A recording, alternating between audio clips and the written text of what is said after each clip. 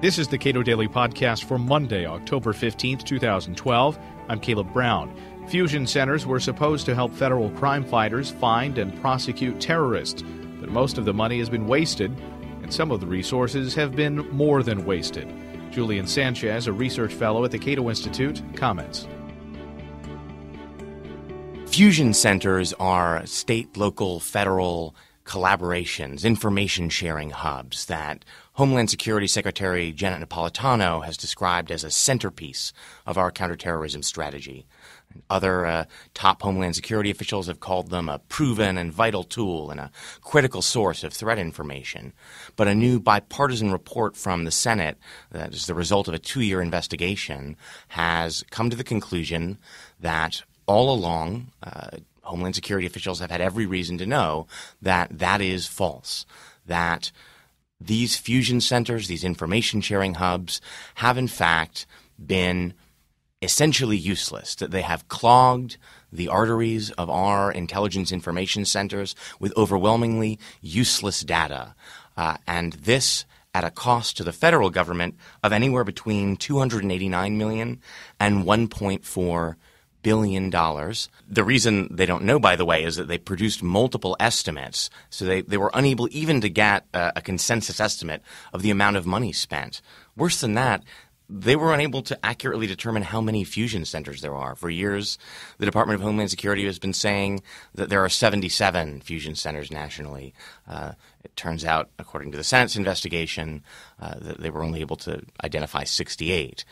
Unsurprisingly, with the level of accountability that this indicates, there has not been a great deal of useful information coming out of it. One top DHS official described the information they were producing as a load of crap. Most of it was unrelated in any way to terrorism, even though the terrorism function was the reason it was getting money from the Department of Homeland Security, from the federal government.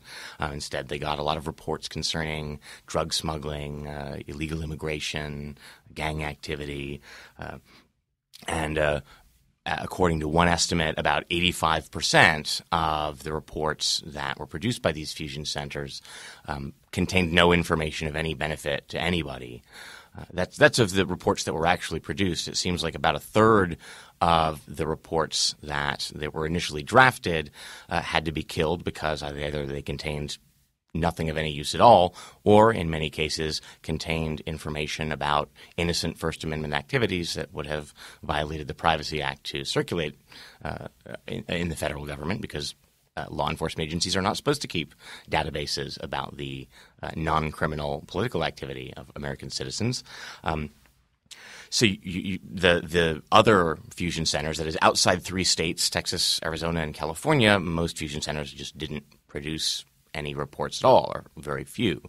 So what were they doing with these funds? Well, maybe unsurprisingly, when you task 68 or 77 collaborative information sharing hubs with a counterterrorism mission, and there just aren't that many terrorists to track in the United States, money gets spent in other ways. So, for example, a San Diego fusion center spent about $75,000 on 55 flat-screen televisions. In theory, these were going to be used as part of a counterterrorism training program, but then the fusion center decided not to go ahead with that training program, and so instead those 55 flat-screen televisions are being used to display calendars in the lobby and to watch cable news.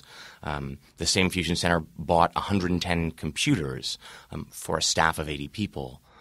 When the Senate asked about this, they were told that, in fact, some of those computers had been given to other local agencies for their own purposes.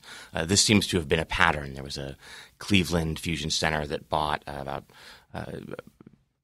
$15,000 worth of laptops that the Senate discovered had been transferred to the local medical examiner's office because they needed laptops. Other fusion centers spent hundreds of thousands of dollars on Chevy Tahoes. The clue that there's something wrong here should be that fusion centers are supposed to be information sharing and analytic entities, not investigative law enforcement entities.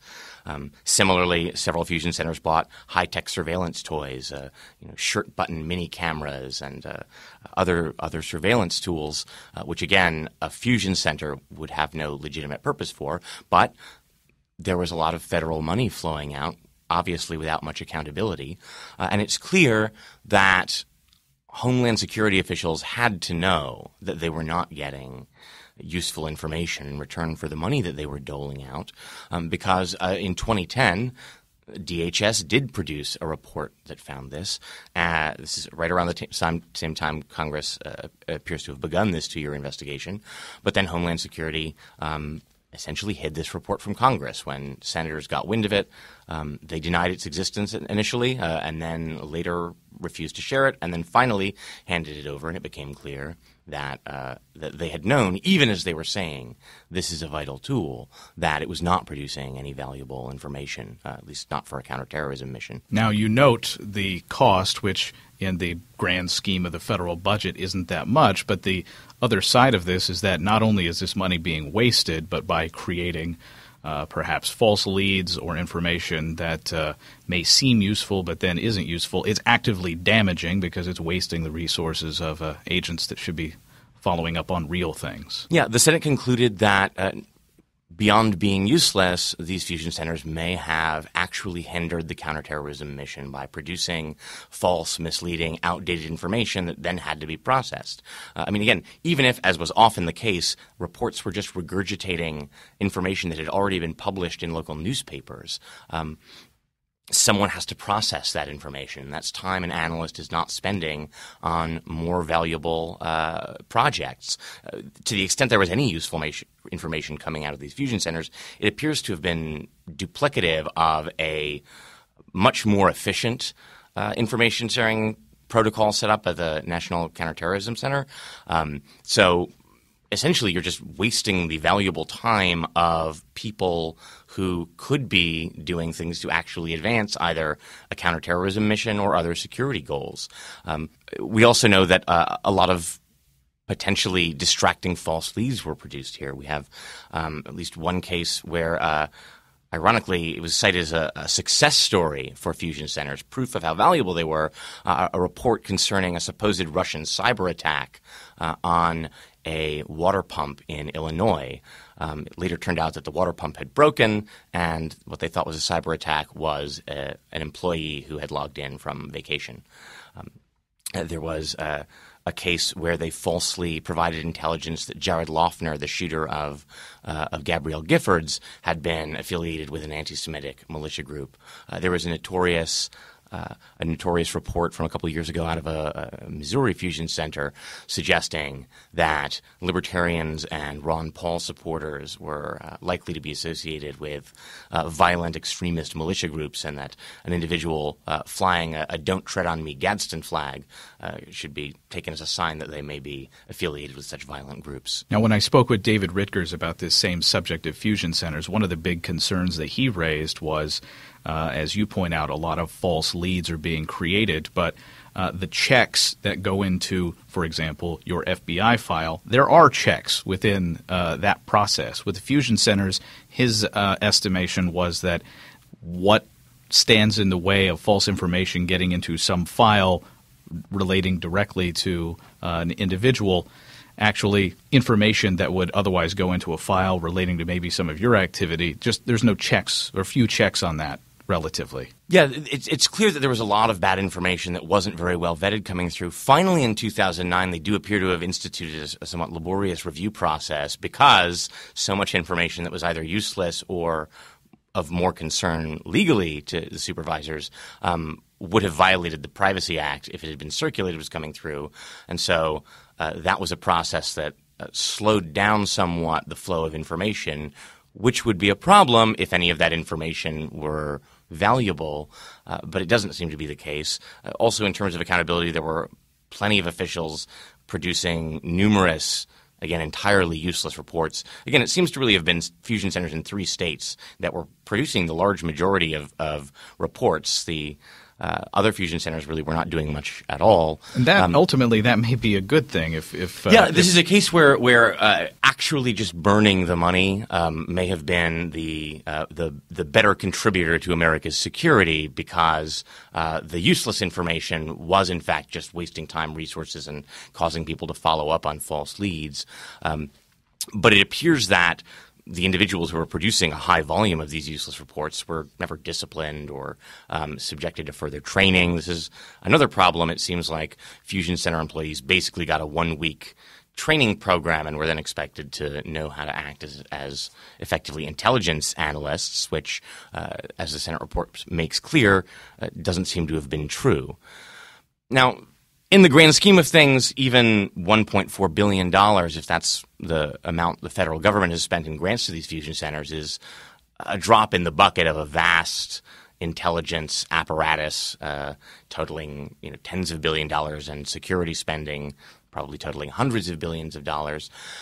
But I think we should stop and ask, if it's the case that for almost a decade we consistently heard stated as fact that these were a vital part of the counterterrorism mission that was producing valuable and crucial information, and that all along this was clearly utterly false, and the spending that was being directed at these centers was clearly being wasted, why should we be more confident about the even more secret intelligence programs and security programs when we get the same reassurances about their essential nature? We heard exactly the same thing about President Bush's warrantless wiretap program, that it was absolutely vital, that it was saving lives. And then in 2009, when belatedly the inspectors general of the intelligence community tried to do an assessment of that wiretap program, they confirmed, as press reports had suggested, that intelligence officials liked being able to do wiretaps more easily, but were pretty hard-pressed to come up with any kind of concrete intelligence successes where this program had played an essential role. It seemed like instead this was a program that had wiretapped a lot of innocent or at least non-terrorist people and had wasted the time of a lot of FBI agents chasing down false leads. And yet we're told that we need to keep renewing the modern version of the warrantless wiretap program authorized by the FISA Amendments Act of 2008 because it's absolutely essential and we'll be blind and hamstrung without it. It seems as though certainly the officials at these state and local fusion centers have learned that post 9/11, if you say the word security, the government will throw millions of dollars at you and never follow up on whether the claims you're making about the security benefits of these programs are accurate. Julian Sanchez is a research fellow at the Cato Institute. You can read more of his work at cato.org.